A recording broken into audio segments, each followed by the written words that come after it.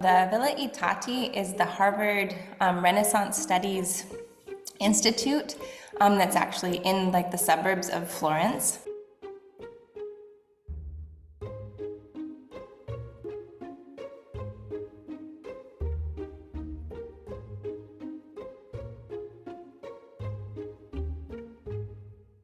I've known about it for a really long time. They have a number of publications that I've used, and they're very well connected, especially in art history, because Bernard Berenson, the person whose collection and villa actually everything is founded in, literally, like we're in his house.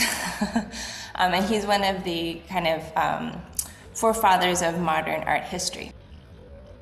They're really well known for Renaissance art history, but also for music. They have an incredible, fabulous music library as well.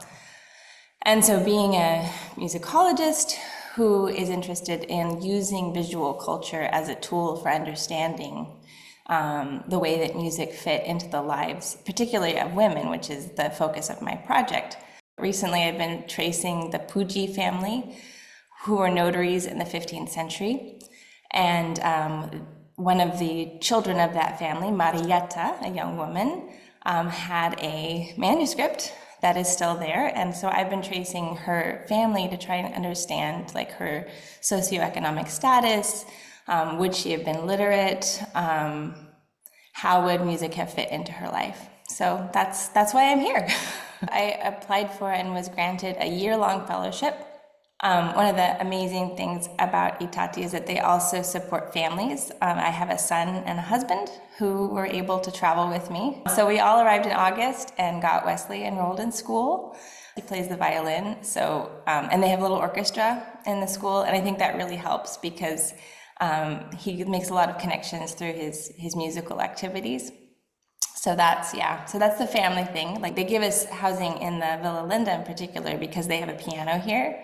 He comes over here to this library where I am and practices with the piano because my husband's he's a harpsichordist, but he also obviously plays keyboard instruments generally. So they work together with the piano, which is really great. I'm writing a book. It's in its early stages, but I'm looking at visual representations of female musicians.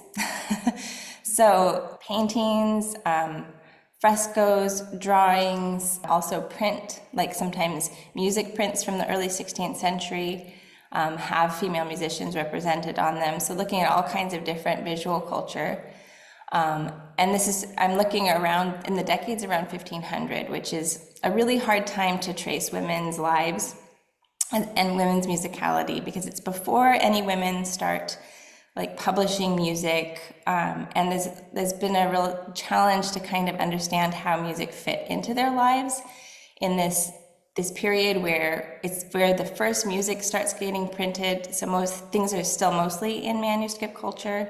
It's a period where we don't have a lot of information, and we certainly don't have enough information to tell a story about any individual, except for like the extremely wealthy people like Isabella d'Este, which she was a musician. People have written about her a lot. I actually had an article that was published that was about musical time, gender, and sexuality.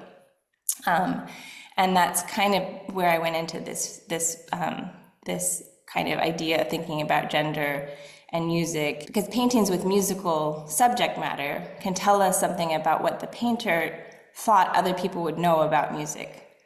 This has always been sort of a place that I dreamed of going. One of those like shoot the moon. And then every once in a while you actually get the moon.